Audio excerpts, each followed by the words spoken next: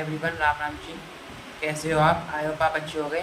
तो आज हम आ चुके हैं अपनी नई वीडियो के साथ, जिसका टॉपिक है इंट्राडे वर्सेस स्विंग ट्रेडिंग, कि किस में होगा ज़्यादा प्रॉफिट, और इसके बारे में हम एक्सप्लेन भी करेंगे दोनों के बारे में, इनके प्रॉज और कॉन्स बताएंगे। ठीक है, तो आगे वीडियो जो आने वाली है बहुत नॉलेजेबल है।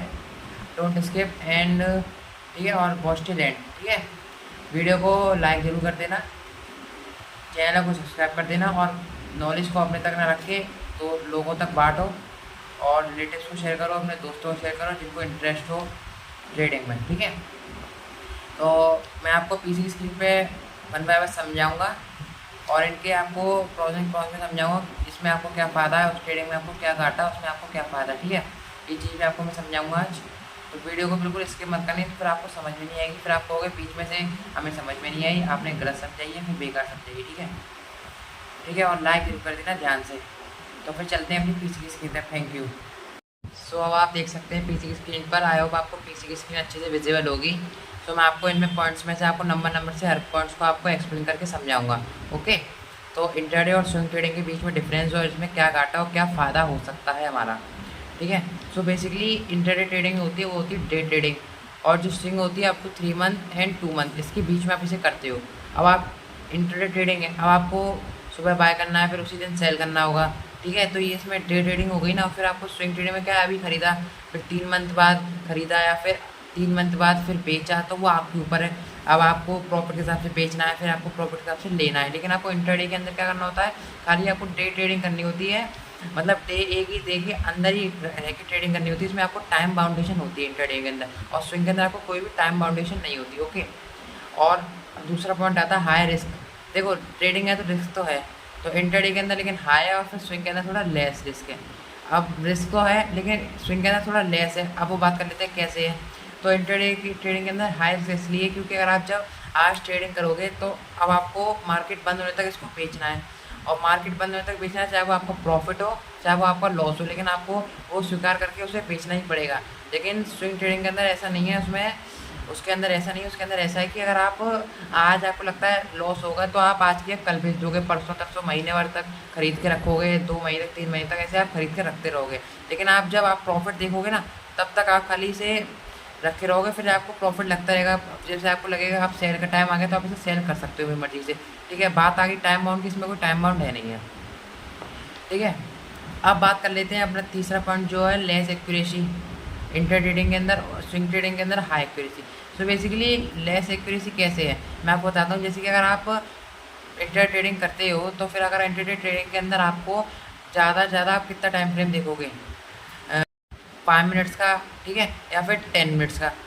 ठीक है, और इसके अंदर जब आप स्ट्रेटजी लगाओगे तो अच्छे से वर्क नहीं करेंगे, क्योंकि सीधी बात है टाइम फ्रेम कम होगा तो स्ट्रेटजी का कन्फर्मेशन होगा, वो भी अच्छे से वर्क नहीं करेगा।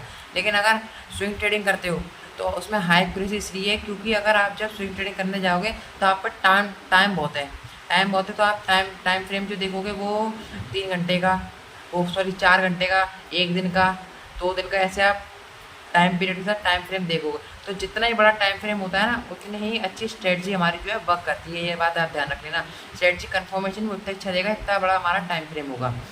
ठीक है, और इंट्राडे के अंदर आपको ज़्यादा ट्रेड लेनी होती है। फोर्थ पॉइंट है हमारा, ज़्यादा इंट्राडे के अंदर आपको ट्रेड्स लेनी पड़ती हैं, क्योंकि जब आप इंट्राडे के अंदर ट्रेड लोगे, तो आपका प्रॉफिट जो है, आप उसी दिन के अंदर ट्रेड करोगे, तो ज़्यादा आप ट्रेड लोगे। ठीक है, ज़्यादा प्रॉफिट की जगह में ज़्यादा ट्रेड लोगे आप। और लेकिन स्विंग ट्रेडिंग के अंदर ऐसा नहीं है, आप 2-3 ट्रेड्स लोगे।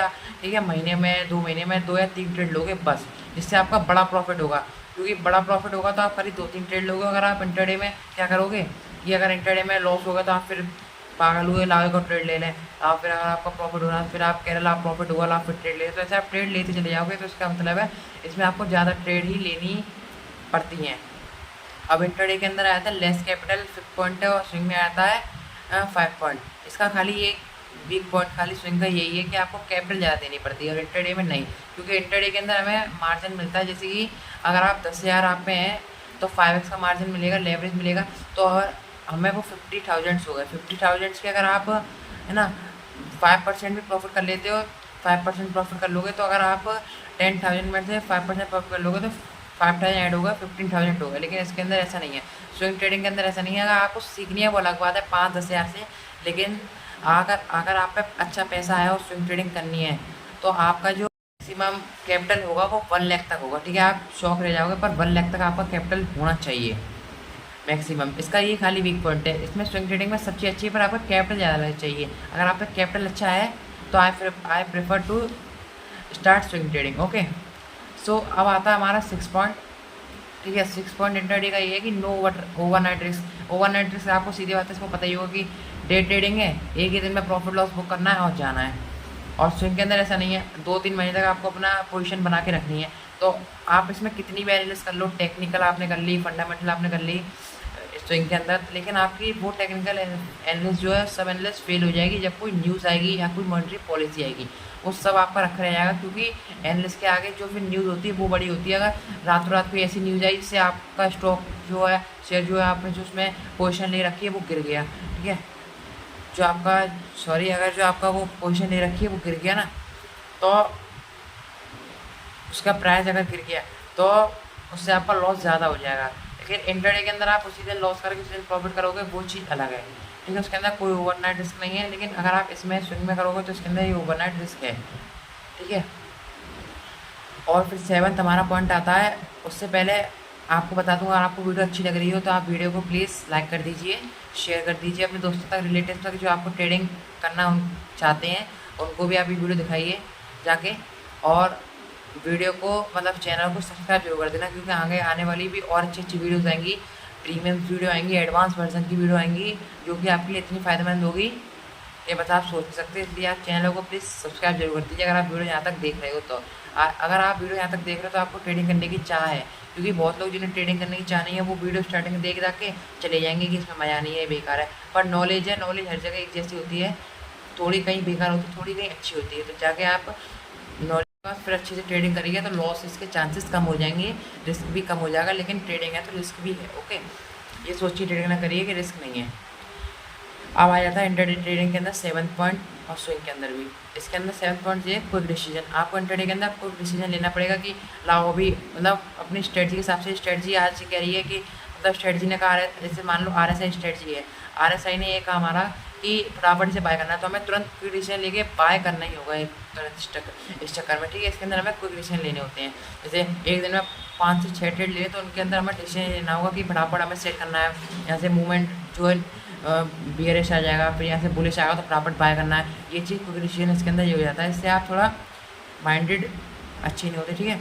और स्विंग ट्रेडिंग के अंदर क्या है, more time to take decision, आपको टाइम ज़्यादा मिलता है। जैसे कि आपको लगा कि स्ट्रेटजी हमारी ये कह रही है कि परसों हमें जो है सेल कर देना है, परसों हम जो सेल कर देंगे इसे, तो आप पे टाइम है सोचने का भी, आप पे टाइम है कि सेल करना है कि नहीं करना, कि अभी स्ट्रेटजी सही बता रही है कि दूसरी स्ट्रेटजी क्या बता रही है। आप पे खूब टाइम है, लेने का भी आप पे इसमें टाइम है और देने का भी, आपको बेचने का भी इसमें आपको बहुत टाइम है। जैसे आपको सोचना है कि चलो आज ले लें, कल ले लें, कि देखते हैं स्ट्रेटजी के हिसाब से कब बता रहा है कि परसों ले लें, मतलब खूब टाइम आप पे इस पर है। कोई टाइम बाउंडेशन नहीं है इसमें, खाली फ़ायदा ये है कि आपको कोई भी टाइम बाउंडेशन हमारी स्विंग के अंदर नहीं होती है, ठीक है। और मैं आपको ये बता दूं कि अगर आपको फुल स्विंग ट्रेडिंग की आपको वीडियो देखनी है कि आपको स्विंग ट्रेडिंग ईजीली 500 रुपये से कैसे स्टार्ट करनी है, मैंने आपको टिप बताई कि 500 रुपये से कैसे स्टार्ट करनी है, तो जाइए ट्रेड एक्सपर्ट बिजनेस कोच पे, और आपको वीडियो इस पर दिख भी रही होगी, आपको स्क्रीन पे दिख जाएगी यहाँ पे, ठीक है। इस वीडियो को जाके देखिए और अच्छे से स्विंग ट्रेडिंग की बेसिक नॉलेज लीजिए। उसके अंदर हमने बेसिक नॉलेज भी दी है, और उसके बाद हमने फिर यही बताया कि कम से कम मनी से 500 से 1000 से हम स्विंग ट्रेडिंग कैसे स्टार्ट कर सकते हैं, ठीक है, ठीक है। अब आता है हम फिर 8th पॉइंट, टेक्निकल एनालिस्ट और टेक और फंड दोनों एनालिस्ट। टेक्निकल एनालिस्ट जिसमें हमें करनी होती है अच्छे से, वो हमारी इसमें मतलब टेक्निकली आप इसमें एनालिस्ट करोगे खाली बस, इसमें आपको फंडामेंटल एनालिस्ट करने की कोई ज़रूरत नहीं है, इसमें ना कोई काम आएगी, ठीक है। और जो स्विंग ट्रेडिंग का पॉइंट 8 है उसमें हमें बताया गया टेक्निकल एनालिसिस भी आपको थोड़ी सी करनी है और फंडामेंटल एनालिसिस भी आपको थोड़ी सी करनी है, क्योंकि इसके अंदर टेक्निकल काम नहीं आएगी, फंडामेंटल टेक्निकल। इसके अंदर थोड़ा थोड़ा आपको इसमें से देख के रखना है कंपनी क्या कहती है, कंपनी का फंडामेंटल्स क्या है, और कंपनी की जो मतलब टेक्निकल हिसाब से आप स्ट्रेटजी लगा रहे हैं वो क्या कह रही है, ठीक है। और इंट्राडे के अंदर आपको ऐसी कोई वो नहीं है, आपको खाली टेक्निकल एनालिसिस करनी है और नहीं कि मैं आपको अपनी ट्रेड को पोजीशन में कर देना है, ठीक है। सो मेरी आज की वीडियो इतनी थी, मैंने आपको कुछ नॉलेज दी, वो आप जाके अपने दोस्तों तक भी दीजिए, ट्रेडिंग उनको भी आनी चाहिए, ठीक है। अगर उन्हें भी फ्यूचर में बिजनेस करना है या बिजनेस से रिलेटेड कोई भी काम करना है, क्योंकि ट्रेडिंग भी एक तरीके का बिजनेस का ही एक पार्ट है, ठीक है। तो ये रही मेरी आज की कुछ वीडियो। अगर आपको अच्छी लगी तो लाइक ज़रूर कर देना और वीडियो को शेयर कर देना, ठीक है। और आपको इससे क्या नॉलेज मिली है आप कमेंट करके बता सकते हो। आपको अच्छी नॉलेज मिली या किस तरह की नॉलेज मिली है, आपको किस में से इसमें से कौन कौन से पॉइंट्स आपको पहले से पता थे, वो हमें वो कमेंट करके प्लीज़ बताइए, जिससे कि मेरे को ही पता हो कि आपको कौन कौन सी इसमें से चीज़ें पता हैं। और हाँ, याद रखना चैनल पर जाके देखिए स्विंग ट्रेडिंग की पूरी वीडियो, वो भी बहुत अच्छी वीडियो है, उसको भी जाके लाइक और सब्सक्राइब कर देना। Thank you. और एक बार और बता दूँ, जो मेरे वीडियोज़ हैं उस पर व्यूज़ से अच्छे नहीं आ रहे हैं, प्लीज़ आप उन्हें जाके देखिए व्यूज़ को। ट्रेड एक्सपर्ट बिजनेस कोर्स नाम से मेरा चैनल है, उसको प्लीज़ वायरल कीजिए, व्यूज़ तक पहुंचाइए उसे, ठीक है। और जाके उसको चैनल को सब्सक्राइब जरूर कर दीजिए। Thank you.